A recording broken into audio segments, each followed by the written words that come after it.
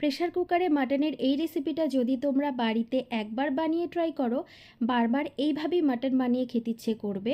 আজকের রেসিপিটা একদম সহজ পদ্ধতিতে এবং ঘরোয়া উপকরণ দিয়ে বানানো। তো চলো দেখা যাক কিভাবে বানিয়ে নিয়েছি। আমি এখানে 1 কেজি পরিমাণ মাটন নিয়েছি। বড় চামচের 2 চামচ পরিমাণ টক দইকে ফেটিয়ে দিয়ে দিলাম। 1 চামচ পরিমাণ আদা রসুন বাটা দিলাম। এবার লবণ দিলাম 1 চামচ পরিমাণ। লবণটা আমি দুবারে দেব, একবার দিলাম আবার পরে রান্নার সময় দেব। আর 1.5 চামচ পরিমাণ সর্ষের তেল দিলাম। দেওয়ার পরে এখন খুব ভালোভাবে মাটনটাকে ম্যারিনেট করে নেব। মাটনের ভেতর লবণটা যেন খুব ভালোভাবে ঢুকতে পারে, এর জন্য সবসময় ম্যারিনেট করার সময় আমি কিছুটা লবণ দিই। তো খুব ভালো করে ম্যারিনেটটা করার পরে 1 ঘন্টার জন্য মাটনটাকে রেস্টে রেখে দেব। চাইলে কিন্তু 30 মিনিটের জন্যও রাখা যেতে পারে। 1 ঘন্টার জন্য রাখলে ভালো হয় আর কি। তো অন্যদিকে দেখো, একটা কড়াতে আমি 1/4 কাপ সর্ষের তেল নিয়েছি। এই মাটনের রেসিপিটাতে খুব একটা সর্ষের তেলের প্রয়োজন নেই, অল্প তেলেই কিন্তু রান্নাটা খুব ভালো হবে। আর খুব বেশি পরিমাণে যে মশলা দেব তাও নয়। তেলটা গরম হয়ে গেলে 3টে বড় সাইজের পেঁয়াজ কুচিয়ে নিয়েছিলাম, তেলের মধ্যে দিয়ে দিলাম। এবার সামান্য পরিমাণে চিনি দিয়ে দিয়েছি। চিনি দিলে পেঁয়াজের কালারটা খুব সুন্দর আসবে, তার সাথে রান্নার কালারটাও কিন্তু খুব ভালো হবে। তো এখানে আলু নিয়েছিলাম দুটো। ছোট সাইজের আলুটাকে আমি 2 টুকরো করলাম আর বড় সাইজের আলুটাকে 4 টুকরো করে দিলাম। আলুটাকে কিন্তু আগের থেকে ভেজে নেওয়ার কোনো দরকার নেই, মাংসের সাথে কষিয়ে নিলেই হবে। তো পেঁয়াজটা দেখো হালকা বাদামি রঙের ভাজা হয়ে গেছে। এর মধ্যে ম্যারিনেট করে রাখা মাটনটা আমি দিয়ে দিলাম। এখন কিন্তু গ্যাসের ফ্লেমটা হাইতে রাখতে হবে। আর এই পর্যায়ে মাংসের থেকে ধীরে ধীরে অনেকটাই জল ছাড়তে শুরু করবে। তো একদিকে রান্নাটা হতে থাক আর অন্যদিকে আমি একটা মশলা তৈরি করব।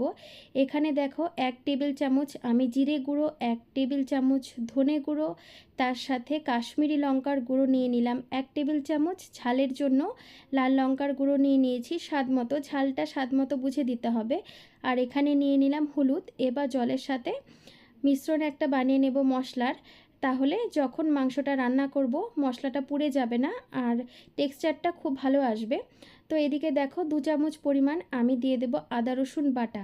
আদা রসুন বাটা কিন্তু ম্যারিনেটের সময় দিয়েছিলাম, এবার আলাদা করে আবার দিলাম। আর মশলা যেটা বানিয়ে নিয়েছিলাম সেটা দিয়ে দিলাম। এবার গ্যাসের ফ্লেমটা হাইতে রেখে এইভাবে 7 থেকে 8 মিনিট আমি মাংসটাকে কষিয়ে নেব, কারণ মাংসের মধ্যে যেই এক্সট্রা জলটা বেরোবে, যতক্ষণ জলটা না শুকিয়ে যাচ্ছে ততক্ষণ মাংসটাকে কষিয়ে নিতে হবে। মাটন থেকে যে এক্সট্রা জলটা বের হয় সেটা যতক্ষণ না শুকিয়ে আসছে ততক্ষণ কষানোটা কিন্তু ভালো হয় না। তো আমি এখানে বেশ কিছুটা সময় ধীরে ধীরে নাড়াচাড়া করে মাটনটাকে কষিয়ে নিচ্ছি। এখানে কিন্তু খুব ভালো করে নাড়তে হবে, নয়তো মাটনটার নিচের দিকে লেগে যাওয়ার সম্ভাবনা থাকবে। তো এই পর্যায়ে এখানে একটা গোটা রসুন দিয়ে দিলাম, তার মধ্যে কেটে রাখা আলুগুলো দিয়ে দিলাম। এবার দিয়ে দেব স্বাদ মতো লবণ। লবণটা কিন্তু আগেও দিয়ে দিয়েছিলাম। যেহেতু আলু দিয়ে দিয়েছি এখন পরিমাণ মতো লবণ দিতে হবে, কারণ আলু কিন্তু অনেকটাই লবণ অ্যাবসর্ব করে নেয়। তো এবার দিয়ে দিলাম গোটা একটা টমেটো। টমেটোটা এই পর্যায়ে দিলাম, কষাতে কষাতে টমেটোর যে একটা কাঁচা গন্ধ আছে সেটা চলে যাবে। তো এইবার ঢাকা চাপা দিয়ে মাটনটাকে ধীরে ধীরে কষিয়ে নেব। আর এখন কিন্তু অনবরত ঢাকা চাপা দিয়ে তারপরে মাঝে মাঝে নাড়তে হবে, নয়তো নিচে লেগে যাবে। তো দেখো মাটনটা ধীরে ধীরে যখন এইভাবে কষানো হয়ে যাবে, দেখবে এর থেকে তেল ছাড়তে শুরু করে। তো তেল ছাড়তে যখন শুরু করবে তখনই বুঝবে মাটনটা খুব ভালোভাবে কষানো হয়ে গেছে। আর মাটনের ক্ষেত্রে খুব ভালো করে কষানো যখন হয় তখনই কিন্তু টেস্টটা খুব ভালো আসে। যেহেতু প্রেশার কুকারে রান্নাটা করব, তো এবার মাটনটা দিয়ে দিলাম প্রেশার কুকারে। আর কড়াইয়ের মধ্যে যে এক্সট্রা মশলাটা ছিল সেটার মধ্যে আমি জল দিয়ে জলটা একটু গরম করে তারপরে প্রেশার কুকারে দিয়েছি। এই পর্যায়ে প্রেশার কুকারে রান্না না করে কড়াইতেও রান্না করা যেতে পারতো। তো 5টা সিটি দেওয়ার পরে দেখো মাটনটার কালার কেমন এসেছে। তো এবার ওপর থেকে গরম মশলা ছড়িয়ে দিলাম। এখানে বাটা গরম মশলাও দেওয়া যেতে পারে। তো খুব অল্প পরিমাণ আমি তেল দিয়েছিলাম, তোমরা দেখেইছো। মশলাও আমি খুব একটা যে বেশি দিয়েছি তা কিন্তু নয়, তারপরেও যে কালারটা এসেছে খুবই সুন্দর। আর ঝোলটা একদম পাতলাও রাখিনি আবার গাঢ়ও করিনি, মোটামুটি একটা ঝোল রেখেছি। গরম গরম এরকম মাটনের ঝোল যদি থাকে তার সাথে গরম ভাত আর কিছুই প্রয়োজন হয় না।